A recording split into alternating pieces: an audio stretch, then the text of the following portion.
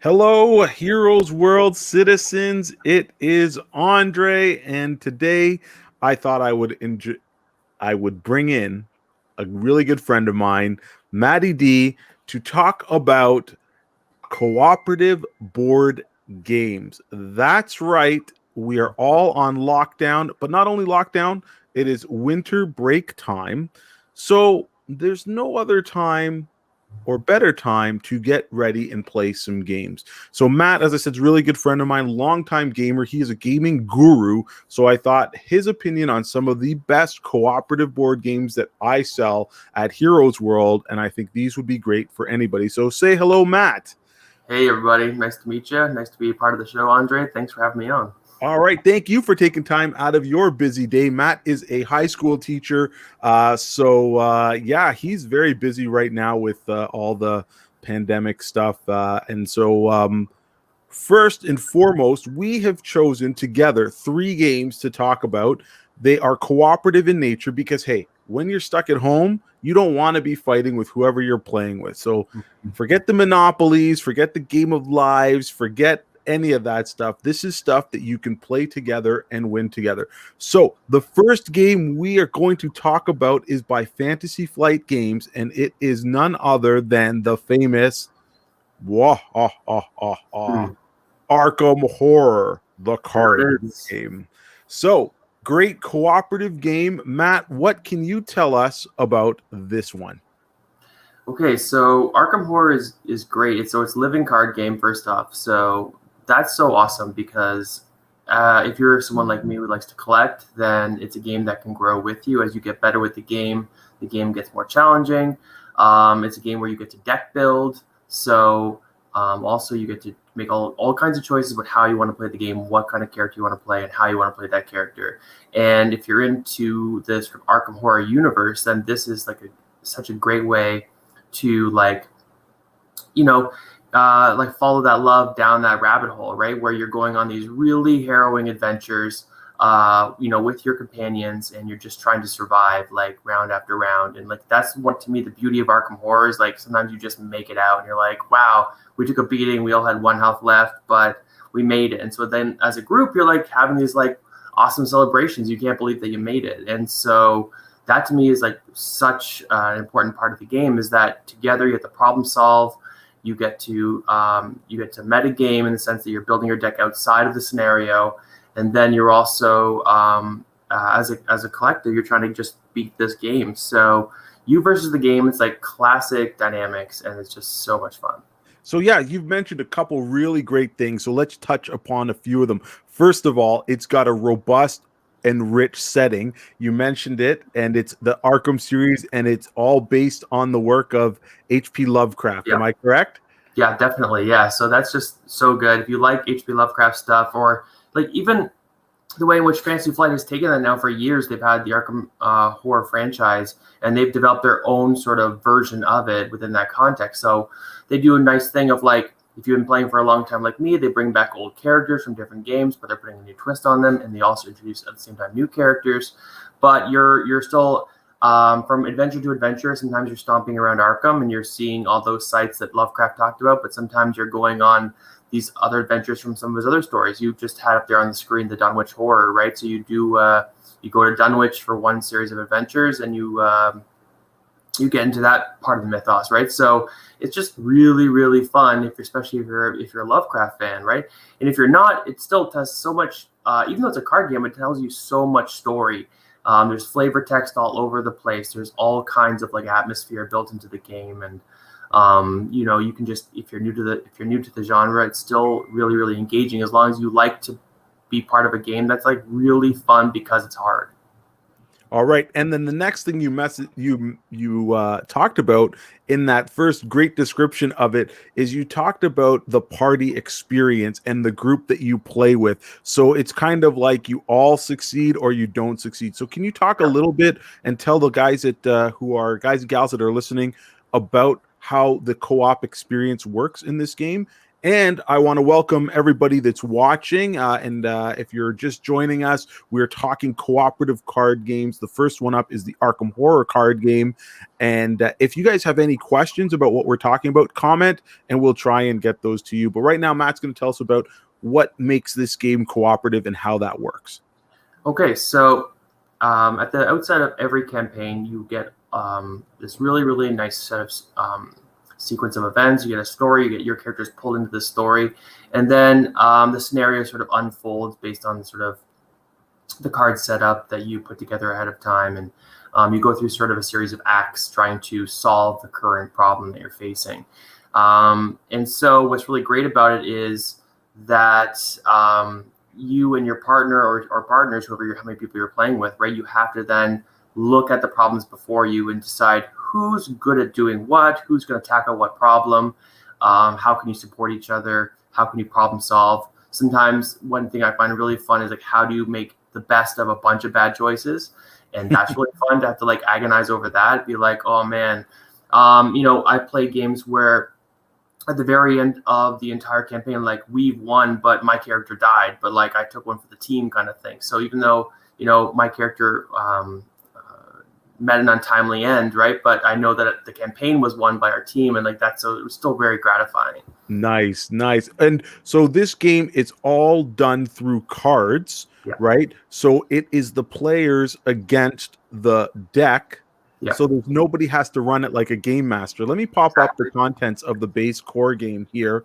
So you can see that there are different types of cards. There are also the investigator cards, and the investigators is the character that you play, right? You choose. That's right.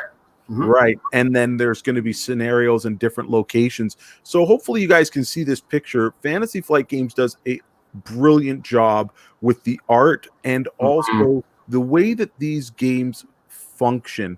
When we say that the game plays itself, nobody has to play as the enemy or play as the deck. It works. It really works. Sometimes they have app-based versions of them, but most often than not, it tells you what cards to flip and what happens and what does what. I also want to talk about how easily accessible this game is. Matt, what can you tell me about these guys right here? So this is a new thing that Fantasy Flight started to play with, which is these standalone investigator starter decks, which are really great because say if a friend of yours has the base game, but you kind of want to bring something to the table, but you don't want to invest a lot of money, this is a great way to be introduced to the game. You buy one of these decks, and it's a fully complete deck. So you can play right out of the box with that deck. And the great thing about it, too, is for new players, it gives you this two-sided sheet that explains the type of style of this type of character. It explains how to upgrade that character, and even though it's a living card game and you often will augment your selection of cards as a collector, you don't need to have that selection of cards at your disposal because the pre-built decks come with the upgrade path. So it's an all-in-one one-stop shop kind of vibe, which is great. So it's not so overwhelming, and especially when you're getting into a game for the first time, it might be overwhelming to have so many cards to pick from because what am I supposed to upgrade? How should I do that?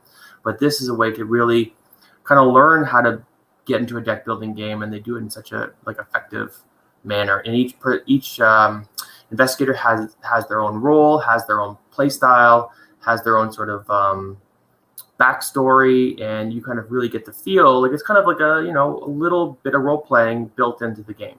Right on. And so these, like you said, this is great for not only the person who already owns the game, because it comes with a number of investigators. These are new ones, and if you have a friend that might be joining you or somebody that you're saying, hey, I want you to get into this game, you can always pop into Heroes World or your local game store, and this is like a $20 investment. So it's not, you don't have to go out and buy your own copy of this card game, although after playing it, you're definitely going to want to do it. So hats off to Fantasy Flight for making such a really accessible option for new players, and it also breathes life into the existing collectors. Matt's mentioned the term living card game. So what that means, as opposed to a collectible card game, is that means that this game will continue by releasing a series of different expansions, scenarios, and now investigators. Matt talked a little bit about the Dunwich horror one, but there are a whole bunch of different scenarios that you can add, and they build a campaign. How many of those little campaign, or how many of those little expansion packs make one campaign for Arkham? So when you get a new campaign, usually it's the core set of that campaign, which includes 2 adventures and usually 4 to 5 new investigators and a bunch of new investigator cards to add to your deck building experience. And then you also then buy 6 small decks, which then build the rest of the campaign out. And each of those decks that you buy have all of the adventure cards and all the horrors you're going to face, but they also have a bunch of cards you add to your collection that can then further allow you to creatively build up your investigator as they evolve throughout the campaign. Right on. So we're talking about Arkham Horror, the card game. Matt's just explained to you how this is a living game, how it continues to grow. In this picture, we see the large box called the Dunwich Legacy, and all the stuff is color coordinated. So it's very easy for you to know, hey, this pack here, right beside it, called the Undiminished and Unseen, it is the matching green, and it goes with this other pack. So lots to choose from. This is a game that you're going to keep returning to, you're going to keep playing, and you're going to keep, challenging yourself to make different decks, try out new investigators, and see how far you can go in this crazy Lovecraftian world. So Matt, thank you very much for giving us the lowdown on this one. Last question I want to ask you about this game is what age groups would you recommend this particular game for? This game's great because if you are like me and you have small kids that are in grade school, then you can, if they're into that kind of thing, that they can pick it up. I have one of my kids, he's in grade 4 right now, and he loves playing, so it's totally within his skill range, but it's also, and you can help them along, and it's like some nice father-son bonding time, and then you can sort of guide them through some of the finer points, but still, like, he loves building a deck, he loves making decisions, he loves taking chances and like playing through the game. And the game has a really good sort of skill level mechanic, so you can play an easier version of the campaign, or you can play a harder version of the campaign, and you choose that from the outset, right? So that's nice too. So you can take it a bit easier for new players, and you don't feel like you're getting completely dominated all the time. Or if you're really up for a challenge, you can like set that challenge up from the beginning, and then you can sort of rise to the occasion that way. Very cool. So there you have it, folks. Hopefully you've learned a little bit about Arkham Horror, the Fantasy Flight living card game. It's called Arkham Horror, the card game. We have it at Heroes World along with several of the expansions and the investigators. So if you're looking for something to do over this break, this Christmas break or holiday break, you definitely want to check it out. And again, this is a cooperative game, but also let us mention that it can also be played solo as well. Fantasy Flight does an excellent job of making these games playable and enjoyable, from a single player perspective to double, like 2 players, right up to, I think this game can be enjoyed with up to 4 players. So it's just nice to like play a game that you're not staring at a computer screen, right? I like it. It's tactile, it's tangible. You're getting to interact with the artwork and the cards firsthand, and it's nice to do something that's sort of lo-fi but like really engaging.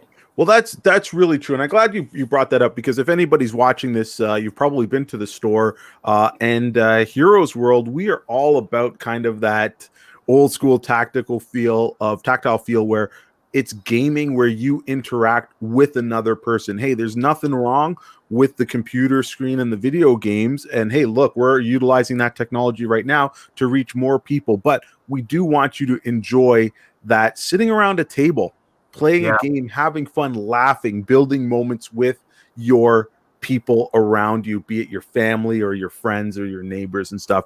And this, like we said, can't stress it enough. Cooperative games, I personally think, are where it's at, especially right now. We can all use a little bit of help. We can all show that we can work together for a common goal and a common outcome. And again, it's so cool when you make that moment, you actually pick that right card to play, and it's like, oh yeah, that was the right decision, right time to play it. So very, very cool game.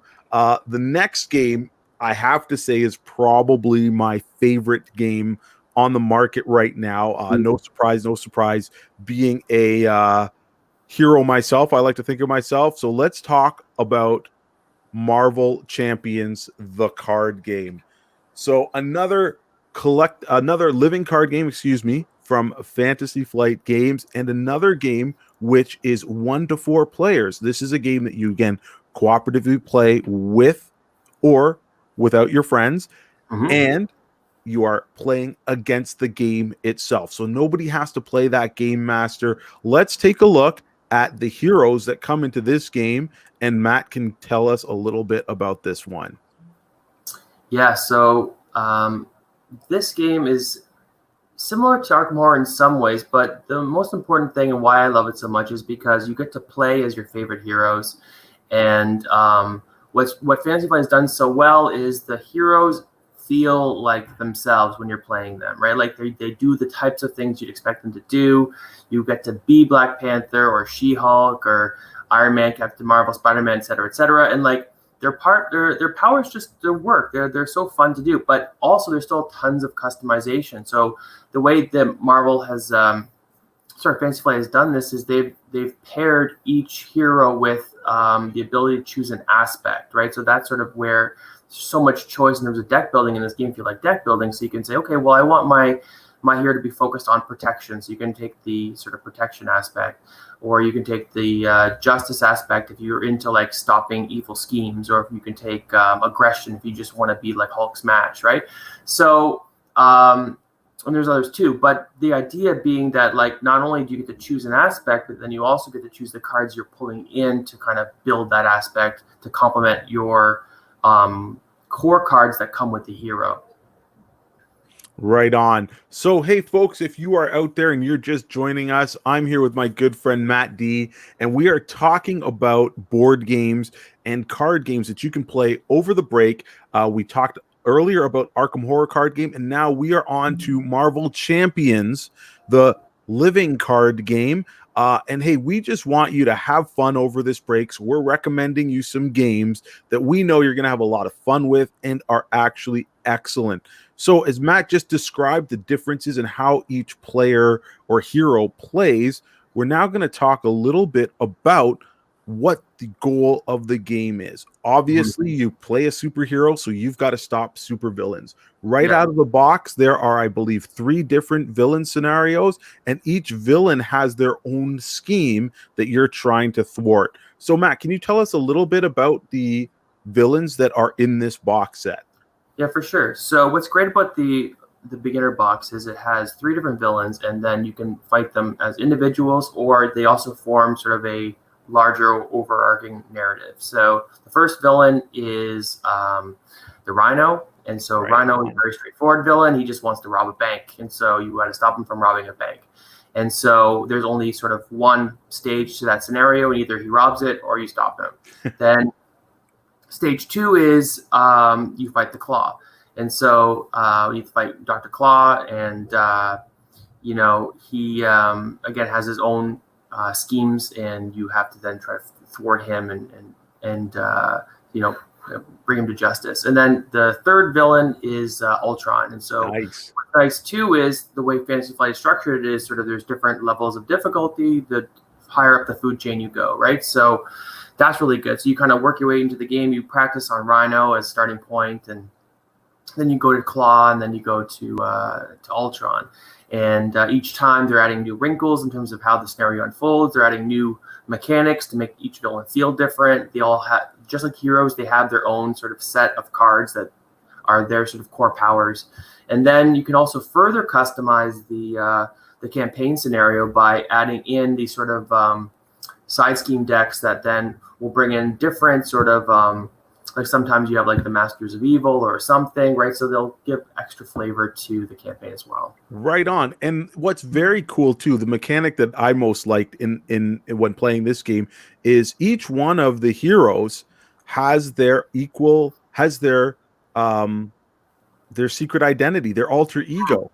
So if you're fighting Rhino and all of a sudden Spider-Man is just taking a walloping, you can switch on your turn to Peter Parker, and then the Rhino isn't going to be able to attack you. What he will do on his turn is he will move his scheme along, and the closer that scheme gets to being finished, the rest of your team has to be like, hey, we've got to stop this guy because he doesn't have to beat all of you. He just has to accomplish his scheme. So I really like that mechanic that you can instantly switch back and forth, and it takes a lot of tactical know-how. Hey, when am I going to flip this? Did anybody in the team that I'm playing with, did anybody take the support to basically be that protector and maybe heal me, or do I have to go? So there's lots of really, really cool thought out moments. A lot of the power cards and the abilities, like Matt said, really reflect the hero themselves. And what's also super cool about this is these are the 5 heroes that come in the starter deck, but you can add via an expansion. Here's some of the up and coming ones coming out. Ant-Man is out and available. Wasp is just down the road. We'll probably get her early in the new year. And then we've got Quicksilver and Scarlet Witch coming. But also we have Captain America, we've got Hulk, we've got Thor, Black Widow, and Miss Marvel out. So you can keep adding heroes to your roster, which will change how the game itself plays. It's such a fun experience. There's little bits of deck building where you get to choose what cards you want. And again, like I said, it's a lot of fun to be playing this game solo. But again, you bring in a friend, and if you've already played it, it's easy for you to walk that player or that person through the game, and you just show them the options after maybe playing once, and they'll be able to customize their deck as well. So not only are you able to expand with heroes, there are also other scenario packs as well, other villains. Green Goblin, I think is it Juggernaut that they brought out? No, Green Goblin, the Wrecking Crew, yep, and also the one we just got in. Yes, there. So, and there's also the Red Skull box. So they've added. There's a lot to add to this game. So we like to talk a lot about longevity in these games and replayability, and that's where the term "living" comes from. Really, these 2 living card games, they are going to expand with you and grow with you, and you don't have to buy every expansion. You buy what appeals to you. You buy the heroes that you want, and you follow along. So, hey guys, hopefully you've learned something about these 2 games. Hit us up with any comments and questions. Are you playing either of these games? Do you have a cooperative game to recommend? And we will also shout it out. So thank you for tuning in to us here as we talk cooperative board games to get you through a Winter Wonderland lockdown. So Marvel Champions, what ages would you recommend this one for? Yeah, very similar, right? I think if you've got a young kid, again in grade 4, around there, they can probably start to grapple with it. You probably help them build the deck a little bit, but the individual cards mechanics are pretty straightforward, and that part of the strategy they can usually handle really, really easily. Or obviously playing with other adults is just so fun, because no matter what, whoever you're playing with, the most important thing is you really feel like a team. You're constantly problem solving. You're just constantly like exchanging ideas and thinking about what is an optimal way to try to solve this particular problem, and you just try your best and see what happens. For sure. So do you have a favorite aspect of this particular game? I like the deck building. I think that's fun. I think for me, and with Marvel Champions, my favorite part is just the heroes, right? I just really love the heroes. I'm a big Marvel fan, and I really like that when I play this game, I really, like I said before, I really feel like I am embodying that character. They've done such a good job of sort of capturing the essence of that character. So when you use their powers, it really feels like you're taking part of like a really cool like comic adventure. Very cool. And then, okay, so on that note, Matt, who's your favorite hero to use in this? That's tough. I have a couple. I really love Black Panther. He's so good. He's a lot of fun. Iron Man like ramps up and he becomes bonkers. Doctor Strange is a newer one. He's really fun too. And I really am also a big fan of She-Hulk. Yeah, very cool. So my I'm going to be hopefully building a Doctor Strange deck soon, but right now my guy that I had a lot of fun with was Spider-Man. You know, Mhm. he Yeah, has just got a just some very fun cards. Those web shooters let you mhm. do different things, and then the Aunt May card is just hilarious. Yeah, I know it's so So it's very cool. So let's show a couple of the comments from the viewers. A good friend of the store, Jonathan. He's like, it's all about Miss Marvel. Right on. She has got some very cool utility. Lot, very very fun character. good. And hey, Mark's joining us here. Hey, Mark, how are you? Yeah, I agree. If only Moon Knight's in this game, hopefully we'll get some more of those street level heroes. And maybe he would have multiple alter egos. Could you imagine? You'll have Right. Mark Spector, you could have Jake Lockley, you could have all these different. Yeah, man, Cool. that'd be pretty cool, pretty cool. So yeah, that's our little talk on Marvel Champions. Mark also recommends another cooperative game. Hey, he says maybe a little on the nose, but Pandemic is awesome and a super fun cooperative. Definitely, Pandemic is one of the I would say all-time best cooperative board games. Different Classic. roles for people to use, multiple expansions to get you going. Again, a game that just keeps and it's one of these games that if sometimes you say board game to people and they really get, oh, I'm not into board games or whatever, but you really because they're thinking of the monopolies and stuff like that. But you give somebody a game like Pandemic where you're all working together, and instantly that's going to change how they view these games. And I think Arkham Horror, if anybody's into that theme, I think that would be the same thing because it's not just the game; it's about the storytelling and stuff. So on to storytelling. Where would we be if we didn't talk about probably the best cooperative game of all time, and just the juggernaut There it is. is Dungeons and Dragons. So wow, this game is, you know, well, it's probably almost as old as I am, and there's a reason why Dungeons and Dragons has stuck around. Pictured here is the current starter set. And if you guys know have heard of D&D, but you've been afraid to delve in, you're like, oh my God, it's too much. It's too deep. I don't know what I'm doing. This starter set makes it 100% easy. And not only has D&D seen this big resurgence in the last couple of years, we are also seeing so much more interest in people trying to find ways to play, whether it is on line with Roll20, whether it's people playing on Zoom, whether it's people before the pandemic coming into the store and learning about the game. D&D is where it's at. It's a super cool game. It is a role-playing game, but don't let that term fool you, scare you, or shy you away. It means you're taking on the role and creating a character, and you're playing in this world. You're going to need a dungeon master. I will also refer to them as a game master. That's the person who is launching and running the world. That's the person who is answering your question and playing all the other wonderful, vibrant characters that you see. They are also controlling the dastardly enemies and monsters that you fight. But this starter set, as you can see here pictured, it's going to give you the dice that you need, different, the famous D20, the versatile D6, and many others. It's going to give you pre-generated characters. So you don't have to struggle with how do I start and build a character right out of the gate. That's all in here. Plus, it's going to give you a quick starter edition of that rule book that's going to run whoever's going to be the game master through how do you run this game. D&D is all about imagination. So I've been playing this game for a long time. Matt, what how long have you been into role-playing games in general, and your overall take on them?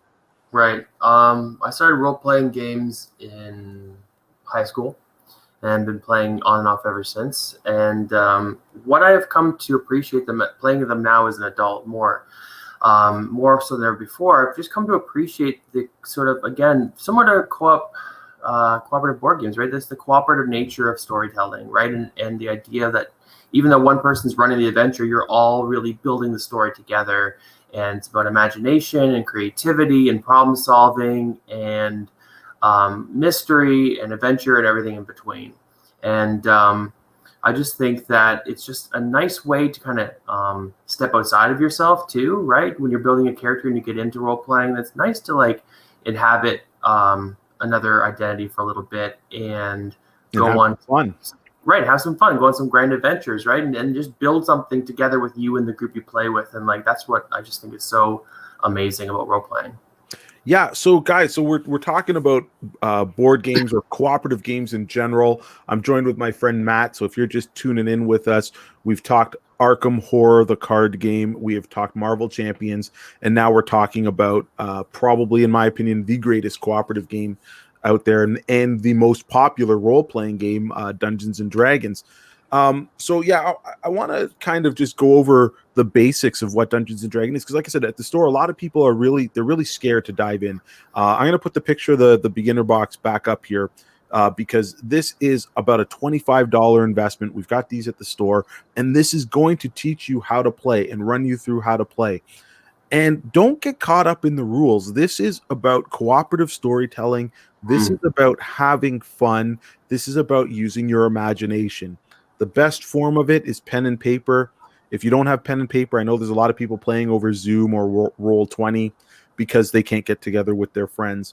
But in a nutshell, what this game is about is one player or one person is going to be the dungeon master, and that dungeon master is going to put you and your friends or the party on an adventure.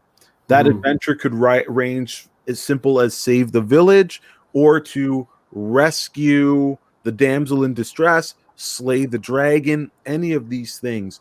But again, it's not about getting caught up in the minutia of the rules and the different roles. It's about storytelling and like I said, having fun within this world that you are building together. So you can play D&D with, young kids. I really believe it's a game that's great for kids. Listen, if they've got the attention span and they're up in reading, look at what kids are doing today. They're playing Minecraft and building worlds, and they're running in Fortnite and doing these things. This is ripe for give them the next level of that, which is storytelling. Tell them, hey, you get to build a character. What type of character do you want? Oh, you want to have a dwarf? Okay, what type of dwarf? Is he going to be a fighter? Does he prefer the axe or the sword? Is he going to be strong or is he going to be smart? And you get to tailor all of these things, and then you get to say, hey, now you get to choose what your dwarf going to do. What is he? How is he interacting with the mayor of that town who's just asked him to investigate the cave on the outskirts of town where the scary noises are coming from? I play D&D with my nephews. They're 9 and 5. I've introduced them to it. Of course, we don't use all of the big rules, but I break it down like that. And it's stuff that they can relate to because maybe they've seen it in a cartoon or they've seen something on a video game. And let's be honest, hey, if you guys have played any role-playing games in the past, who knows how long, like Skyrim, Final Fantasy, Zelda, hey, these are all inspired by this game, Dungeons and Dragons. And Dungeons and Dragons was inspired by the great works like Lord of the Rings and stuff. So even if you've seen these movies, like picture Lord of the Rings, that's a D&D party. You've got your magic user, you've got your fighter, you've got your thieves, you've got your rogues, you've got your ranger, right? These are the traditional stuff that you're going to find in D&D. And again, this starter set has those pre-generated characters there for you to choose from. Also, Wizards' website at wizards.com has so many resources for you to get started. So if you're looking for something to do over this break, I can't recommend D&D enough. And this starter set, like, look at all the stuff that just comes in. This will get you going 100%. If you get into it, you are going to buy yourself a set of dice that represents your characters best, and you're going to maybe buy some of the other books and stuff like that and move on. One of the most important things to get after this is the player's handbook. I'm going to hold up my copy here. Sorry about the glare, but yeah, this book is going to go in depth about what you need and how you can grow your character and stuff. And there's tons of adventuring content. I think both Matt and I will really agree that the best part of Dungeons and Dragons or any role-playing game isn't the game itself, but it's getting together with your friends. Matt and I have been playing, I think for the past 2 years now, we have been playing another role-playing game called Pathfinder, and it was based on the D&D system. And listen, every week we get together and our characters go through an adventure. Matt's the DM, and he really has a magical story that pulls us through. My characters died a couple of times or become really close to death, and each time I have to write that into the story and come up with how that experience has changed him and how that's going to change the world, and that's what it's all about. It's about thinking and imaginating. It's like you're writing a story that you're playing in. So any role-playing game, I would say most of them are either influenced or based on Dungeons and Dragons, but it's all about getting together with like-minded people. Hopefully they're your friends, and you're having fun in this world. There's no wrong way to play. There's definitely better ways to play, but as long as you're playing, like I said, don't get caught up in all the rules or reading all the things and saying, oh, I've got to put everything in. Hey, you don't need miniatures, you don't need maps, you can describe it. You can take inspiration from novels, from television, from other games, from video games. So much in the world of a role-playing game, and so many different settings. So folks, we've hopefully given you a couple of things to think about and to look into for cooperative board games. That's the theme of this edition. We're definitely going to do some more. We're going to talk about some of the other games and stuff like that. Couple other comments here I want to get in. Jonathan, Cyberpunk Red also has a starter set. Yep, we have that at the store. And hey, that CD Projekt Red game has come out, and everybody's digging it on the console, but you can play the pen and paper version. It actually might be a little bit more stable than the PS4 and original Xbox version, unfortunately. Thanks, Jonathan, for recommending that. So, listen, folks, I want to thank you for tuning in. I want to thank Matt for giving me some of his time, because we're all busy and being a great supporter of the store. Matt also, he's up and recommending stuff for us to carry and telling us about it. So it's very, very cool.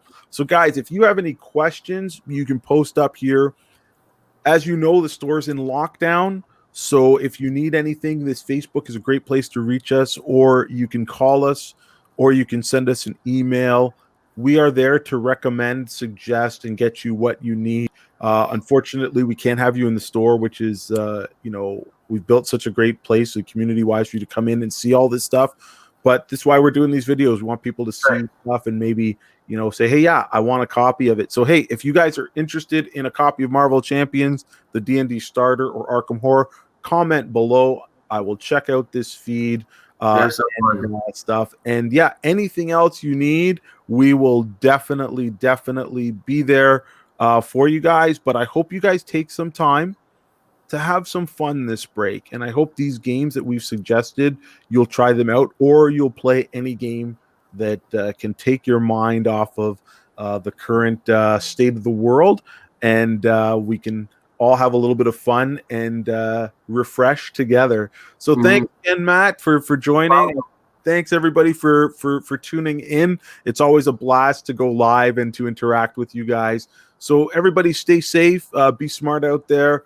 The more we follow some of these guidelines, hopefully the quicker we can get back to all being at Heroes World, where we love to be. Thanks very much, everybody, and have a great and safe evening.